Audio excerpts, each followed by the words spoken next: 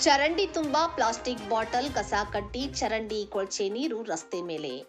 ಬೆಳಗಾವಿ ಜಿಲ್ಲೆ ರಾಮದುರ್ಗ ಪಟ್ಟಣದ ಬೆಳಗಾವಿಗೆ ಸಂಪರ್ಕ ಕಲ್ಪಿಸುವ ಪ್ರಮುಖ ರಸ್ತೆಯ ಪಕ್ಕದ ಚರಂಡಿ ಸಂಪೂರ್ಣ ಕಸದ ರಾಶಿಯಾಗಿ ಮಾರ್ಪಟ್ಟಿದೆ. ಪ್ಲಾಸ್ಟಿಕ್ ಬಾಟಲ್ಗಳು, ಕಸ ಕಡ್ಡಿಗಳು ತುಂಬಿ ಚರಂಡಿ ಮುಚ್ಚಿ ಹೋಗಿರುವುದರಿಂದ ಕೊಳಚೆ ನೀರು ರಸ್ತೆಯ ಮೇಲೆಯೇ ಹರಿಯುತ್ತಿದೆ.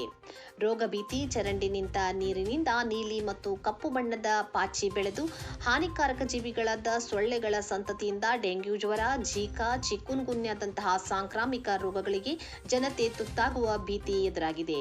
ಪಕ್ಕದಲ್ಲಿ ಹಾಸ್ಟೆಲ್ ಕೂಡ ಇದೆ. ಇದರಿಂದ ವಾಹನ ಸವಾರರು ಹಾಗೂ ಪಾದಚಾರಿಗಳು ತೀವ್ರ ತೊಂದರೆ ಅನುಭವಿಸುತ್ತಿದ್ದು, ದುರ್ವಾಸನೆಯಿಂದ ಸ್ಥಳೀಯರು ಸಂಕಷ್ಟ ಎದುರಿಸುತ್ತಿದ್ದಾರೆ. ಮಳೆ ಬಂದಾಗ ಸಮಸ್ಯೆ ಮತ್ತಷ್ಟು ಉಲ್ಬಣವಾಗುತ್ತಿದ್ದು, ರಸ್ತೆ ಮೇಲೆ ನೀರು ನಿಂತು ಅಪಘಾತದ ಭೀತಿಯೂ ಎದುರಾಗಿದೆ. ಸ್ಥಳೀಯ ನಿವಾಸಿಗಳು ಹಲವು ಬಾರಿ ಮನವಿ ಸಲ್ಲಿಸಿದ್ದರೂ ಸಮಸ್ಯೆಗೆ ಶಾಶ್ವತ ಪರಿಹಾರ ಸಿಕ್ಕಿಲ್ಲ ಎಂದು ಆರೋಪಿಸಿದ್ದಾರೆ. ಸಂಬಂಧಪಟ್ಟ ಪುರಸಭೆ ಅಧಿಕಾರಿಗಳು ಕೂಡಲೇ ಚರಂಡಿಯನ್ನು ಸ್ವಚ್ಛಗೊಳಿಸಿ ಪ್ಲಾಸ್ಟಿಕ್ ಕಸ ತೆರವುಗೊಳಿಸಿ ಸಾರ್ವಜನಿಕರಿಗೆ ಅನುಕೂಲ ಕಲ್ಪಿಸಬೇಕು ಎಂದು ಸಾರ್ವಜನಿಕರು ಒತ್ತಾಯಿಸಿದ್ದಾರೆ.